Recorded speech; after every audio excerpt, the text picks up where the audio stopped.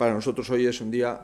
muy importante porque hemos visto cómo hay un gobierno que ha entendido y que ha aceptado los hechos, y esos hechos, insisto, es que Galicia pueda tener 7 tribunales de instancia, 7 tribunales de instancia en Galicia. Uno, por supuesto, en las capitales de la provincia, La Coruña, Lugo, Ourense y Pontevedra, y otro en Vigo, otro en Ferrol y otro en Santiago. Los requisitos que el ministro acaba de confirmar, en cuanto a requisitos objetivos que serán susceptibles de exigirse en cualquier lugar de España, todos esos requisitos los cumplen los 7 tribunales de instancia que Galicia va a tener en el futuro.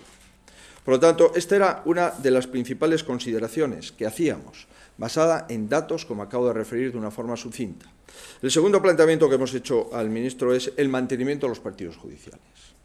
Esos partidos judiciales obedecen a una tradición judicial, a una tradición jurisdiccional y a una vocación que entendemos ha de permanecer, con las flexibilidades a que el ministro se refería. Y es que de la misma forma que si hay una lista de espera para ser atendido en un hospital, ese paciente puede ir a otro hospital, si hay un juzgado